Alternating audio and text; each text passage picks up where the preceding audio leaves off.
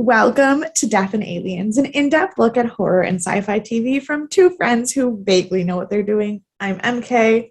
And I'm Courtney. How are you this week, Courtney? Well, I'm trying out a new filter. I love it. It's a little dark, but it's fine. Otherwise, I have some exciting things coming up in my future. Wednesday, which is 2 days from now, I am finally going to see Richard III with my pal Vanessa. Love We're that. going to Shakespeare in the Park. She's going to go that morning and get us tickets.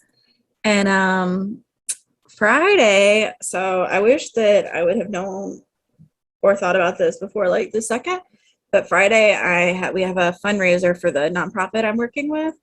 And if you would have said that like before we recorded the podcast that comes out after. Right, yes. It's very cheap. It's based in California.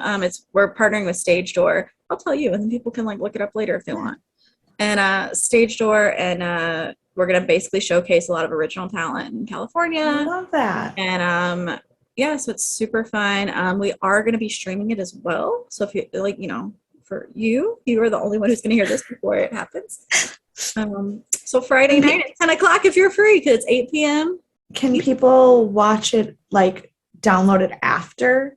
I know it's a fundraiser, but is there going to be any like post? So there's an issue with that with licensing unless it's more specific.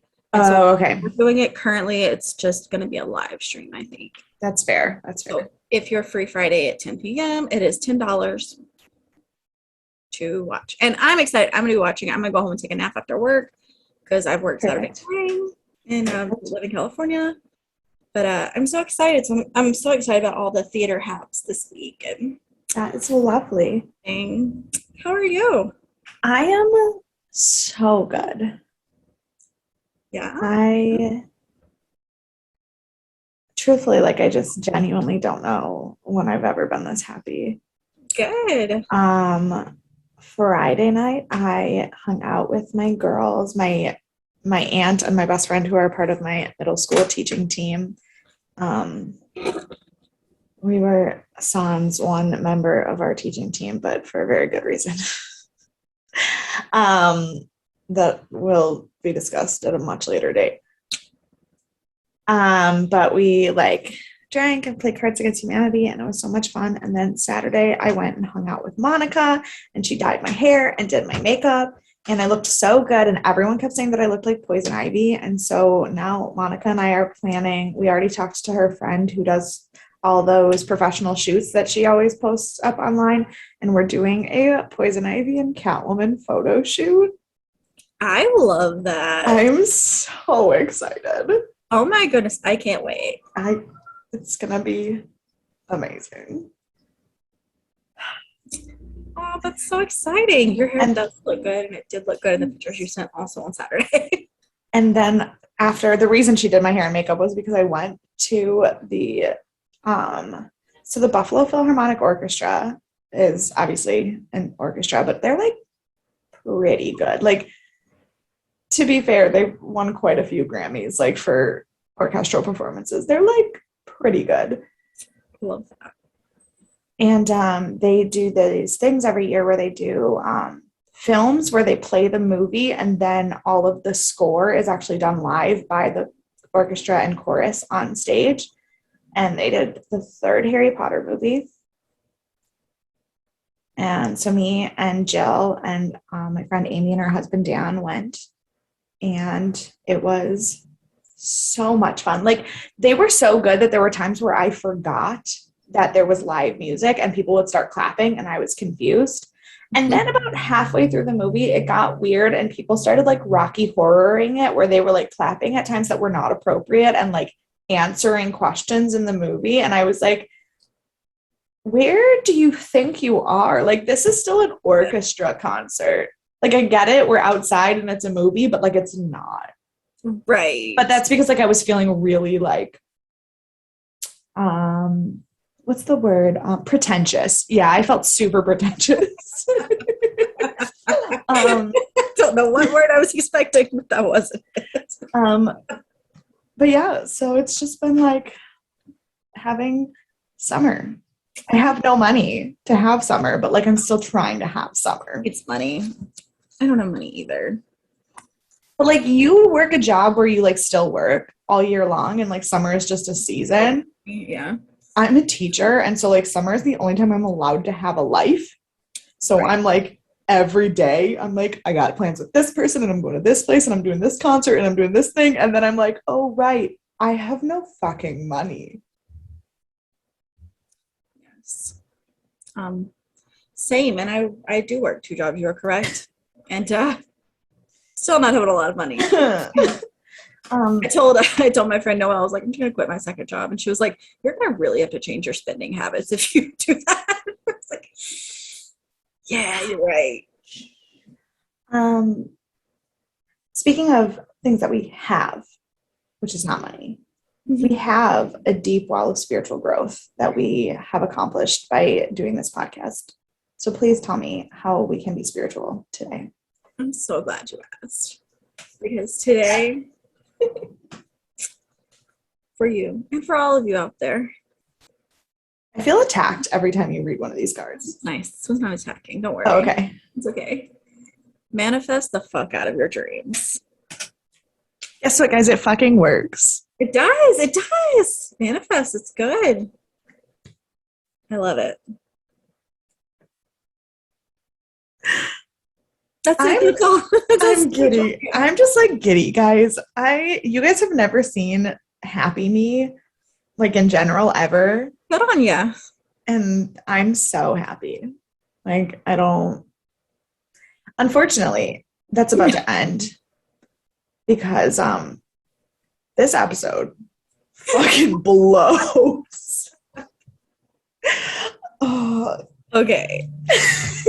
To be fair, I enjoyed this episode as a separate idea from Stargate. I thought it made me laugh in ways that made no sense. And okay.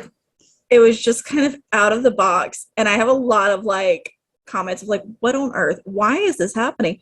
So if you told me this was just an episode of a random sitcom, I'd be like, yes, correct. Honestly, as a concept, like I don't even hate it as like a sci-fi concept. Yeah. If it was a movie, I like probably wouldn't completely hate it, like as like a B level like sci-fi movie.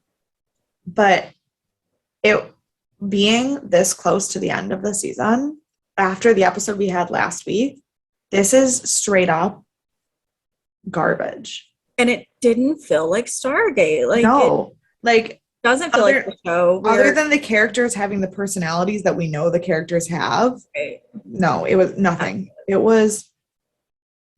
I have so many feelings. I also do. And the episode that we are talking throughout.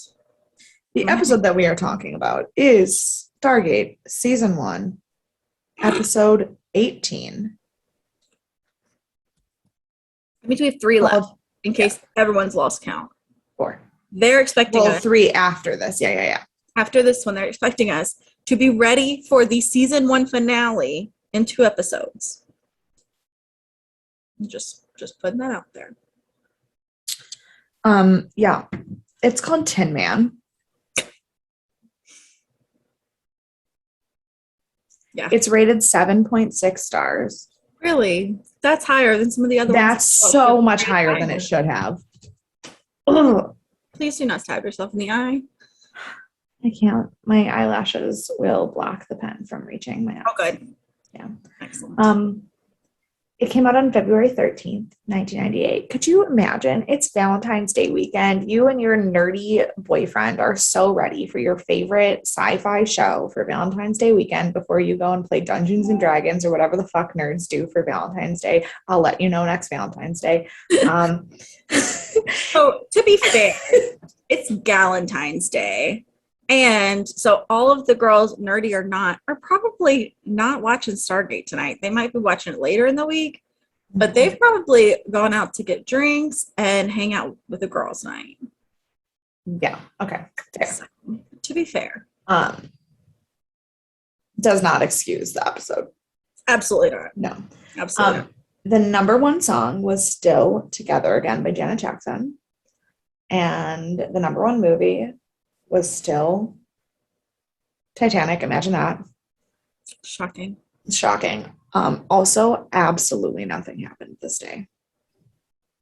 Great. Like, I could not find a single thing. Like, not even a bad thing. Nothing. No events whatsoever. Well, I'm sure something happened. Stargate. Well, yeah, I'm sure something happened, like, for individual humans. Like, I'm sure not everybody had a boring day, but, like, the world as a whole, apparently, nothing super exciting. Yeah, I was, again, only 6. Nope. I was 5. I hadn't turned 6 yet.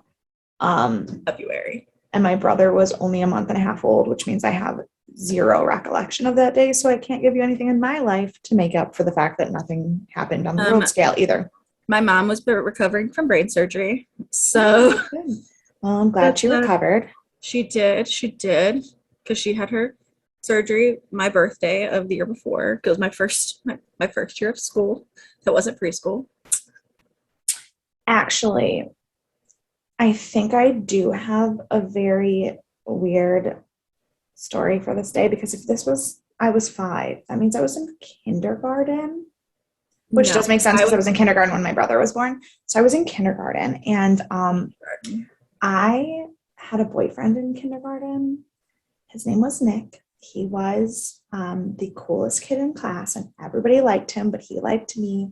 And I'm pretty sure on Valentine's Day, we held hands on our nap rugs. Ooh. Scandalous, I know. And dull. You little hussy. Also, about that time is when my canine teeth started coming in, and I remember having a breakdown in the kindergarten bathroom because I thought I was turning into a vampire because my canine teeth were so sharp. And 13-year-old you would have died for that. Lived for that. Yeah. 5-year-old me was not ready for that. You just weren't ready yet. No. 30-year-old me would have lived for that.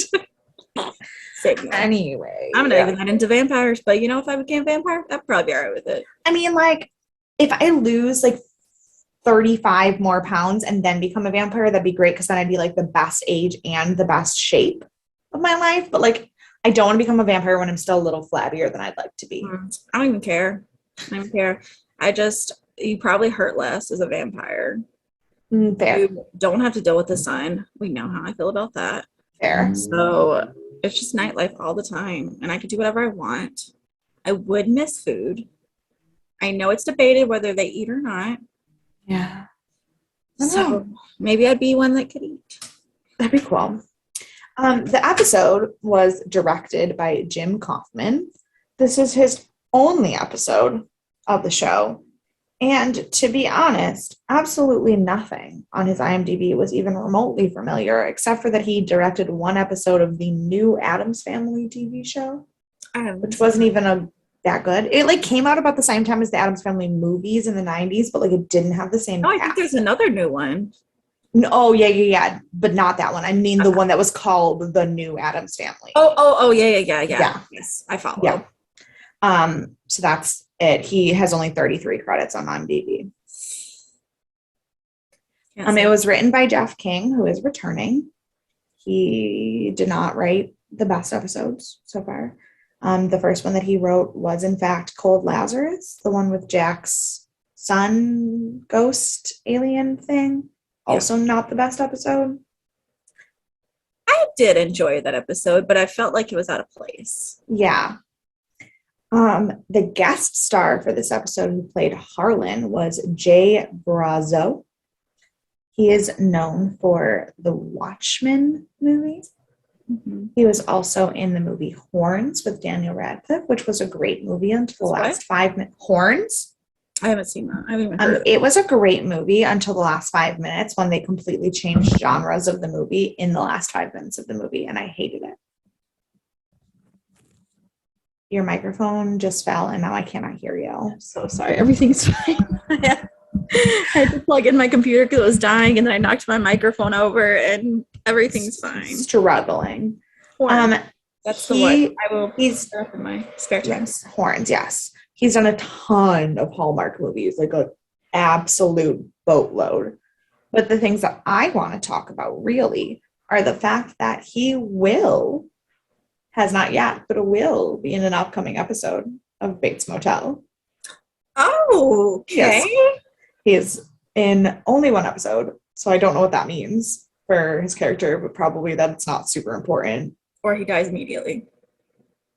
Maybe. It is the season 2 finale, though, so we'll find out very soon.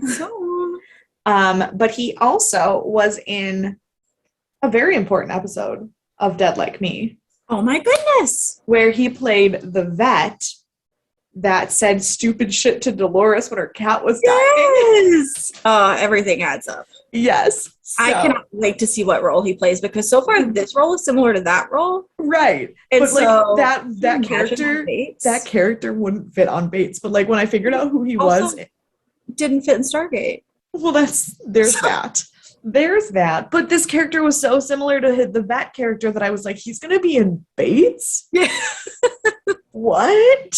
So we have this character, Dead Like Me character, Hallmark movie, and then we're gonna put him in Bates Motel. Yeah. All right. Yeah. Let's do it. It'll be interesting. We'll get back to you on that one when we see how that goes. The blurb for this episode.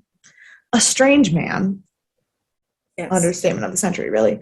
A strange man implants the consciousness of the SG-1 team in robots. Yes. Which it ruins everything. Ruins the entire plot of the episode. Yes.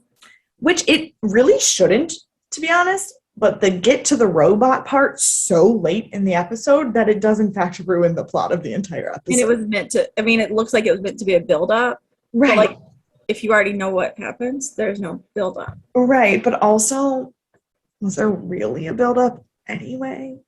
Not when it wasn't done well. Shocked you. Right.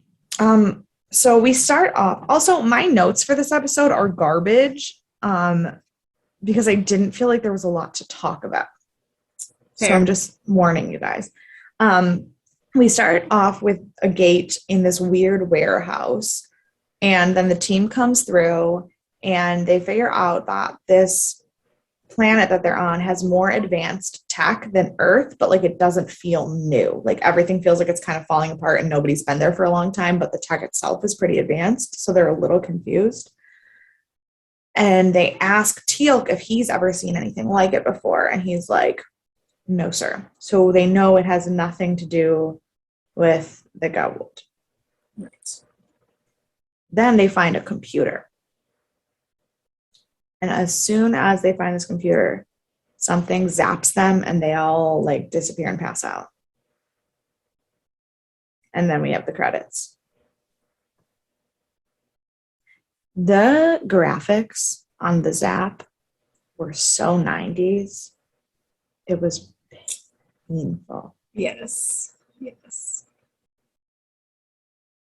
It was interesting. My notes didn't start till after the credits. Oh, good. It was that boring before the credits that you don't even have notes. I don't have notes before the credits.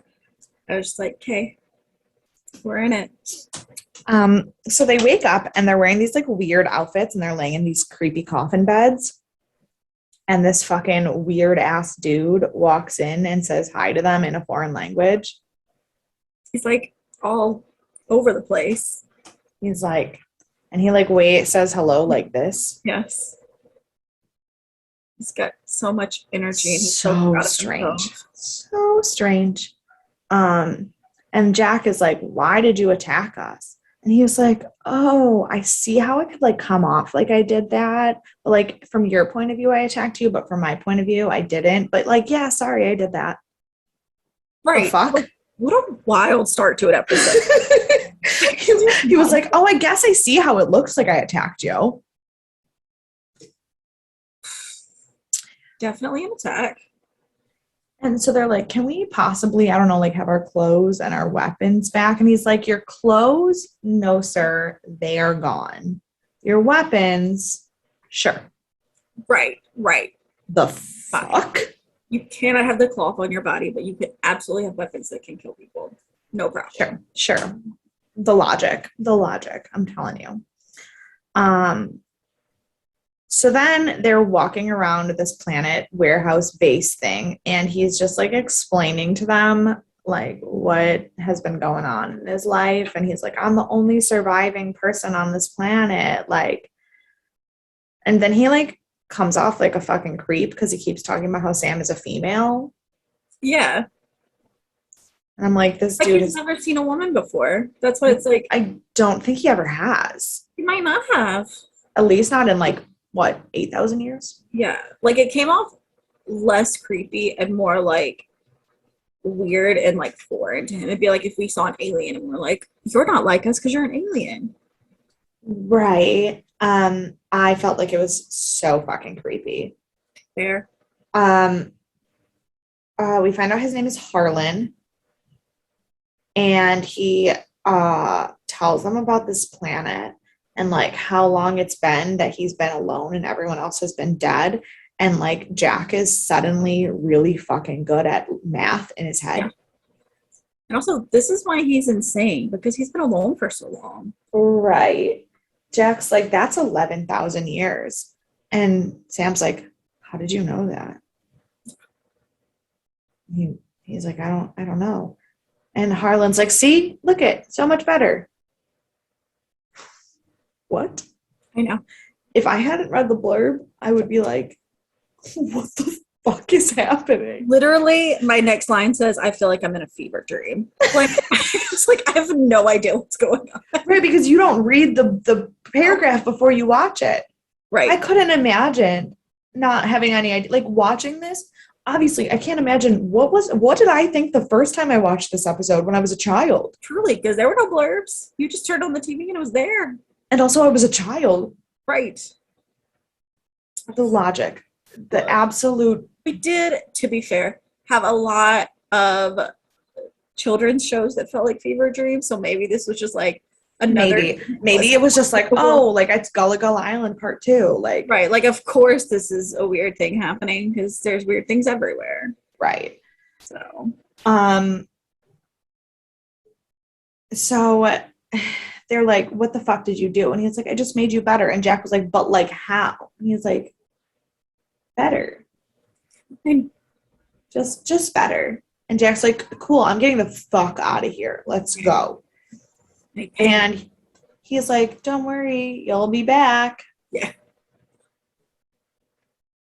No. So they leave and they go back and they're doing their routine. We're back from this fucking planet and have no idea what happened to us. Let's go to the doctor. What I thought happened, because I can't seem to focus very well. Please tell me. When she went to like take his blood and test him, for some reason, I thought that she pulled out like milk from him. Oh yeah, no, it did in fact look like milk. It was so weird. But so weirdest little like brain moment there. I was like, wait, how did they become milk? Like, it's like this. I was like, maybe it's serum, and they're just full of this serum. That I developed an entire theory. I'm obsessed with that theory. I'm obsessed. Yes. But so Dr. Fraser is doing their routine, like, you were on a different planet. We need to do a blood test thing or like a medical test thing. And turns out Jack doesn't have a heartbeat. Mm-hmm. Which she's like, this is concerning. He's like, am I dead? I feel better than I've ever felt before. How am I dead? And she's like, let me run a blood test. So she does. And then weird milk comes out.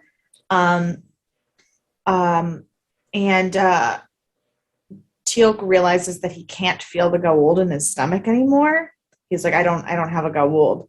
And so I'm like, oh, Jack has no blood and Teal'c has no Goa'uld. So Jack's logical next step is to immediately just like start slashing his wrists in the most violent way I've ever seen. The exact way to like kill yourself. Like if he wasn't a robot, he'd be fucked. Like he went deep and right in the center. I was like, oh my Lord.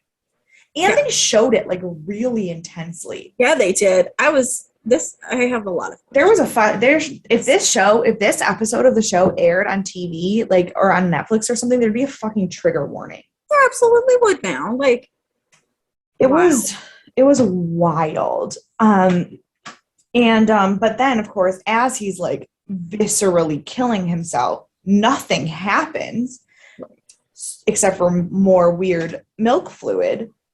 And so Dr. Fraser immediately calls security and was like, I don't know who the fuck these people are, but they are not the team. And like, she is making the right choice. And correct. I feel bad like for the team, but yes, also, like, as a viewer who's like rooting for the SG team and those are the characters you're bonded with, you're like, no, what are you doing? But like as a logical like adult human, you're like, absolutely call security. This man just stabbed himself and milk came out. No. I was a little worried before I realized that they weren't like, so again, it took me a minute to get to the right spot of where I did in my brain. But I knew the show a minute too. I know. But I thought it's because the way they were talking about it, I thought that they had moved their consciousness from one to another and had to move it back. So when Tilt's gold was gone, I thought he was going to die. Even though I know he's in all the episodes, I was so concerned about him. Well, I mean, to be fair, it's a sci-fi show. So like someone can be in all the episodes and absolutely still die. I guess that's true. But I was so concerned after he didn't have the gold in him. And technically, I didn't say he was in all of the episodes. I just said he's in the most episodes, which could mean that he dies and then just everyone's dead after this season. Yep, let's stay positive. Let's have the most uplifting predictions moving forward. Correct.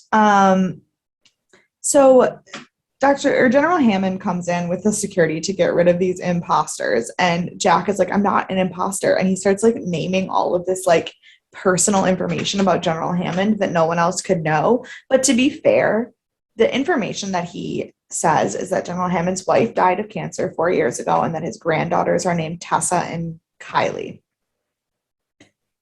And like clearly the show came out in the 80s or in the 90s, because otherwise that would all be on Facebook. Right.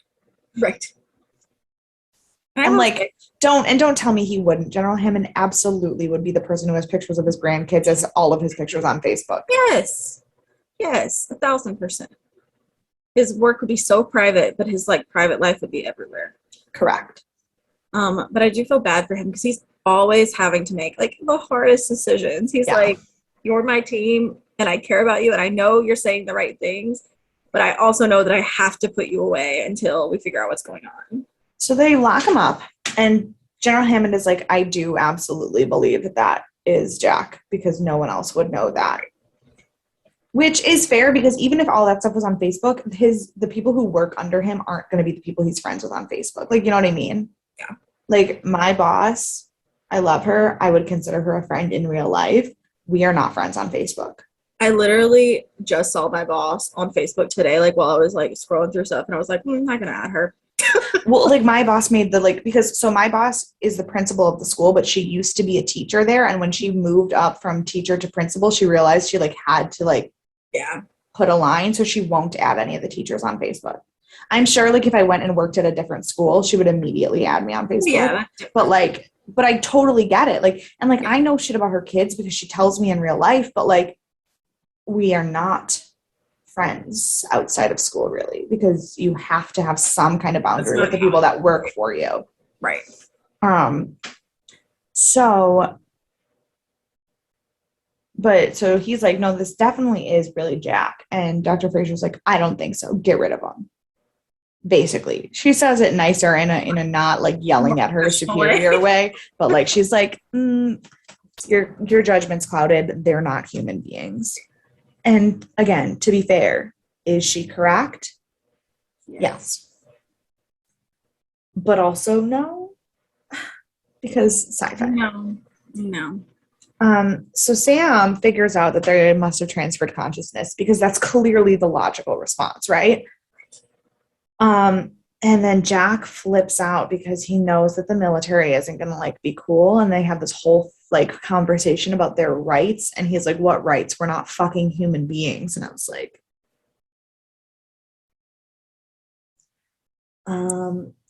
so General Hammond comes back in and he's like, listen, I'm going to send another team out there to see what's going on. And they were like, don't do that. Please, God, because then more people will be turned into weird alien robots. Right. And then as they're trying to explain to General Hammond everything they've figured out about this base and the guy, Harlan, they start to like pass out. Yep. And apparently passing out is enough information for General Hammond to be like, yep, send him back. Gotta go back. Which was the correct decision in terms of where this episode went. But like, what logical jump did you make there? Exactly.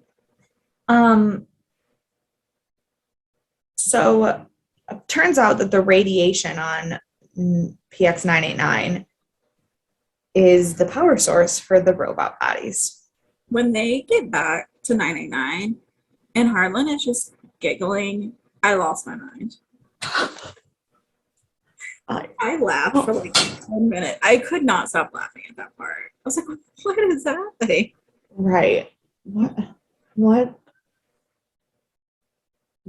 the Jesus Christ was that? And this is where I was like, so this is like a fun episode, I guess, but it doesn't fit. And there's 3 episodes left. I have no idea what's going on. But also like fun. I don't want to play with those kids. No.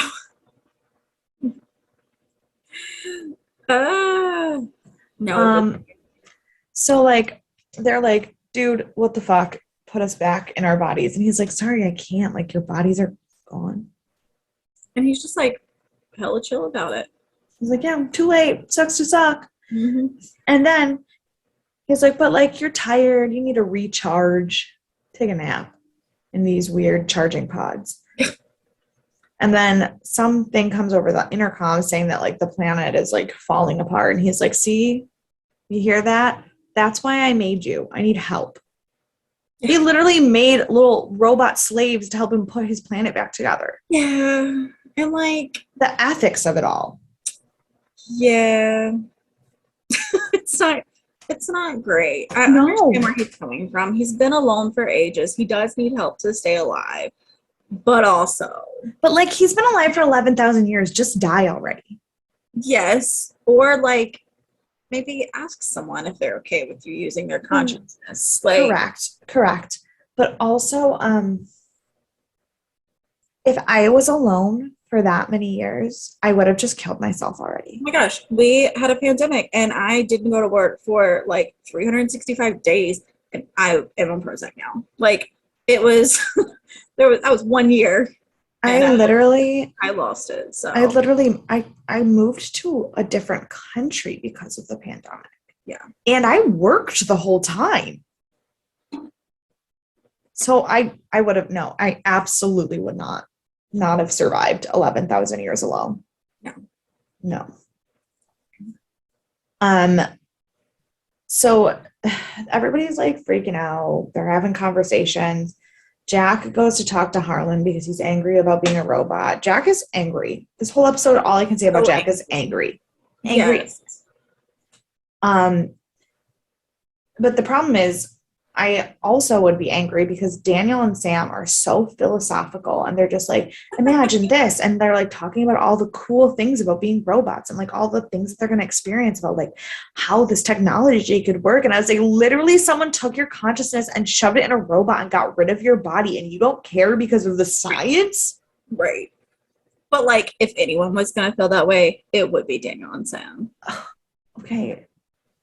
It pisses me off that this is an episode with Daniel with no glasses looking hot acting like that. You don't get to have hot Daniel act like a dummy.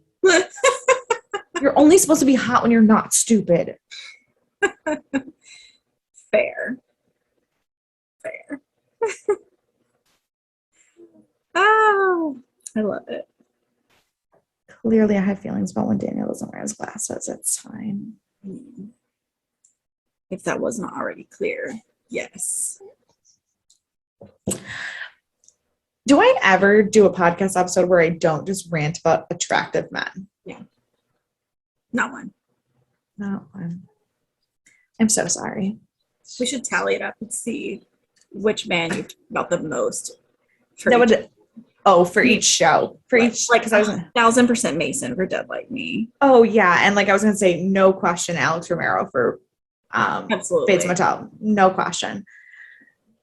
Interestingly, Hemlock Grove would be a weird flashback to try to see who I was thirsting over more, because it definitely varied a lot. I think it was probably what's his name? Not Roman, the other one. Peter. I think it probably was Peter. But then, like, now that the show's over and I think back to like how it ended, Roman 1,000%. Roman 100%, but no questions. But yeah, during the show it was definitely Peter. Or no, it wasn't. It was neither of the boys that you would think it would be. It was absolutely Joel Delafonte. Oh, you're right. 1,000% Joel Delafonte. Well, I mean, but then that same thing is happening in Bates Motel. Like, you would think that like it would be Norman or Dylan that people would, and I'm like, no, give me the sheriff. I don't think you had anyone from Kolchak, except that one time we had the Egyptian episode. There was the hottie in the Egyptian episode, but I mean, who were they going to pick? Kolchak? No, it would have obviously been his boss. Oh, obviously.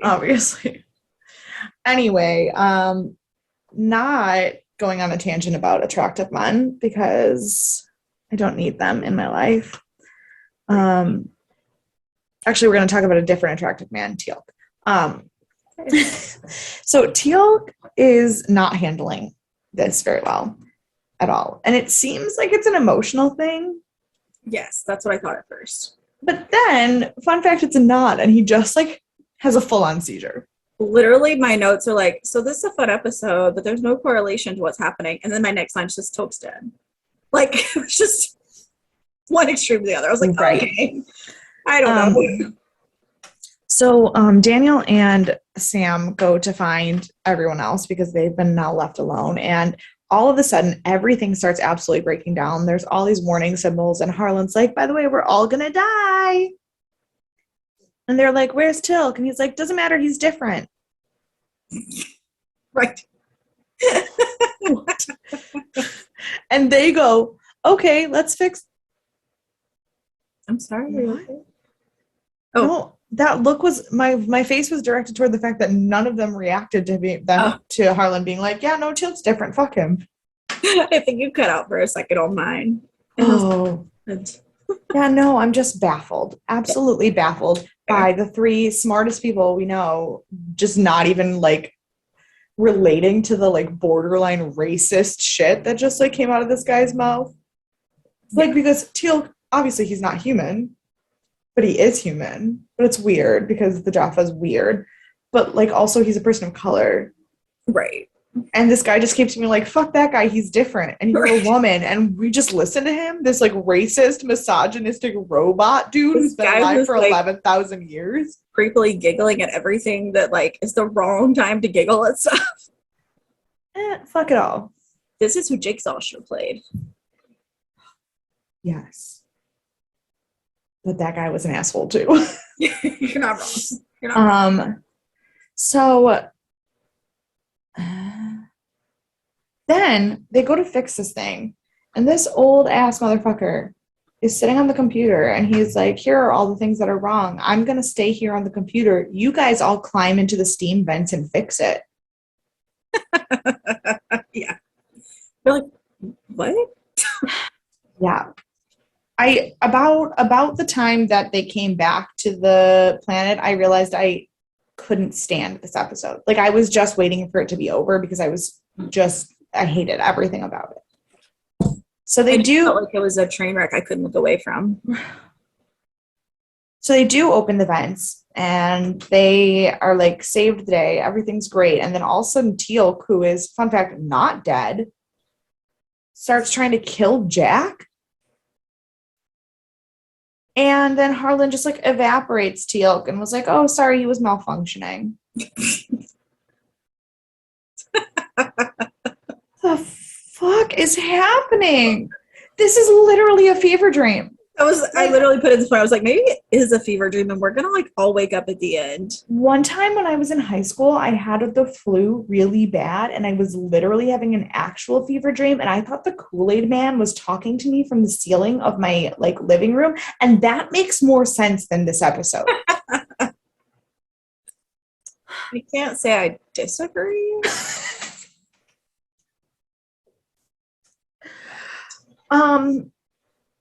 And so Helen's like, don't worry, like I'll he's not dead. I'll fix it and I'll fix your face too. And it's all cool. Everything's gonna be fine. Everything's gonna be fine. So he's like, just you guys go charge and I'll take care of everything. So they're like, fuck that. And they follow him. And he's like making a new teal'c. Yeah. He's got like a weird growing chamber. And Sam's like, how are you making a new synthetic teal'c if you don't have the original material? And he's like, yeah, no, I'm. And Jack's like, where the fuck is the body? Yeah. And he's like, just kidding, I still have it. Well, so then they demand to go back into their bodies. And he's like, no, I can't do that. And I have one note here that has nothing to do with the episode. And I looked at the trivia, but I didn't read it quickly. So I don't actually know if it's on there. It might be on a goof, but like all these characters are supposed to be American and like be part of the American military. But in this scene, Sam was like, why? What's wrong? Is it how can we reverse the process? And as a like 1/4%, no, 25, 1/4. I'm not 1/4%. As someone who is like a quarter Canadian, because I live on the border and all my friends are Canadian and I basically have a Canadian accent. When she said process, I was like, Amanda tapping. Your Toronto is coming out, even though you called it Toronto. Yeah. Anyway, that was just my own like, your accent just shined through, baby. Yeah. Process. I hate that. So he's like, well, I can't because ta-da, and he takes them to their bodies where they're all still awake and conscious. And still alive. And he's like, so confused. He's like, fun fact, this wasn't actually a transfer. It was just like a photocopy. He was like, just like 3D printed you. He's like, it's fine. You're so fine. I was just gonna send them back, and just they wouldn't even know that you existed or that you were stuck on this planet. Right. None of that was supposed to happen. And then Teal'c is like, oh, you didn't make a copy of me? And they're like, well, you died. Teal'c is like sad and jealous that there's no copy of him, which is so funny because everyone else is like, what the fuck? And he's like, what about me? Then we get like an unnecessarily long scene with Jack fighting with himself. Yeah. And Robot Jack agrees to bury the Stargate so that they can't ever get back to Earth because they know too much about Earth. And then there's just like this really long drawn out scene of them saying goodbye and Jack having feelings, but literally nothing else important happens for the entire rest of the episode. This was so like very Billy Piper as Rose. Like didn't have emotion because we didn't care as much. Yes. But it had that same like vibe. Yeah. So trivia, once again, wrong place in the episode. I have a few more notes before we. Oh, do you? Because I don't. I literally took no more notes because the end of the episode was stupid. Your emotional notes, not like. Oh, okay. Please share your emotions. Yeah. But this is kind of a tragic episode because now, like, if you think about it, like their consciousness is still stuck there, and they're still gonna know that there's this whole other world that they can never go to again. Which is why Robot Jack is having such a fucking hard time. Like, I totally got his angst. Like, I did get his angst. I just didn't care.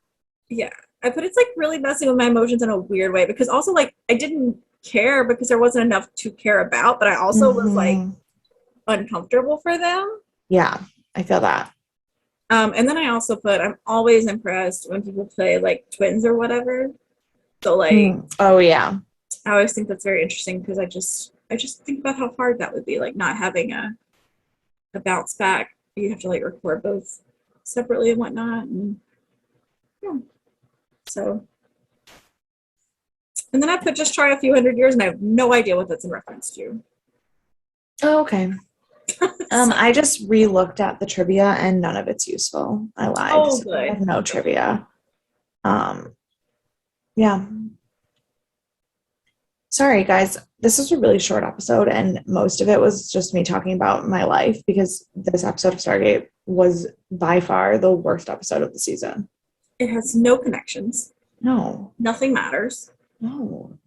And okay, and it says that it's in a different place in the final like DVD release of the episode, but only as episode 17 instead of 18. Like it's not like they put it early in the season. I literally, when we finish Stargate SG1 season 1 and we do our season wrap up, there will probably be an entire segment of the season wrap up podcast devoted to figuring out what the fuck the DVD order changes because I do not understand this. Amen.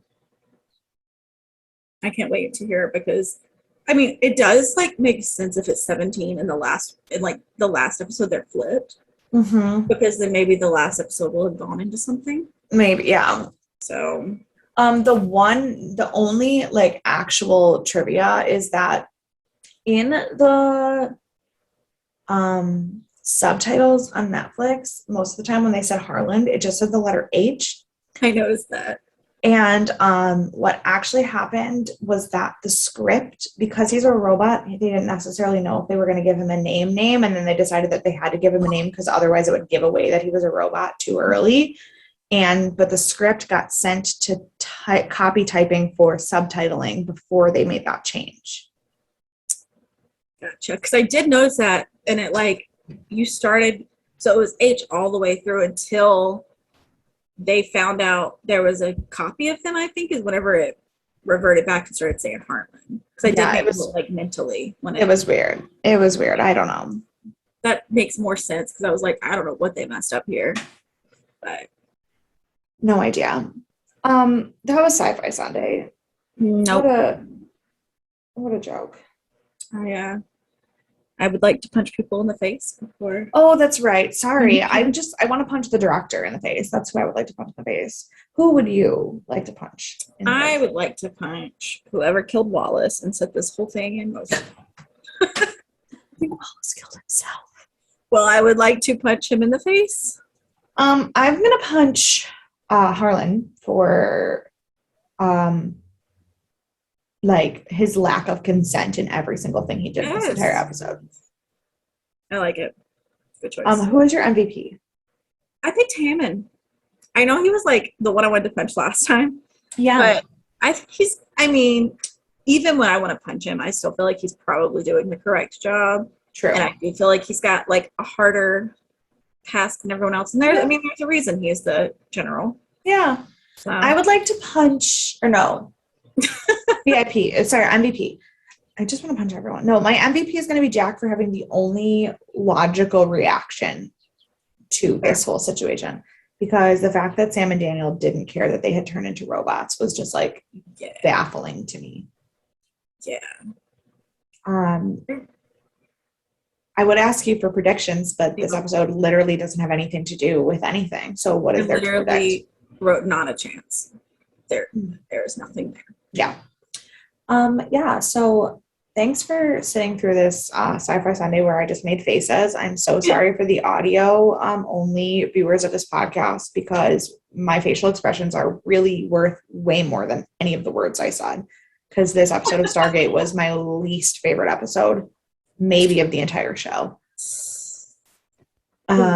Strong statement. It is a strong statement, but it doesn't make sense. It doesn't make sense. That is fair. So if you liked this episode, please God defend yourself by sending us an email at deathandaliens@gmail.com or messaging us on any of the social media platforms at deathandaliens. You can follow me everywhere at EMKAY_superstar.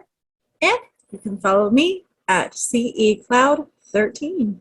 And we will see you guys for Thriller Thursday, where we should hopefully be in a much better mood. Bye.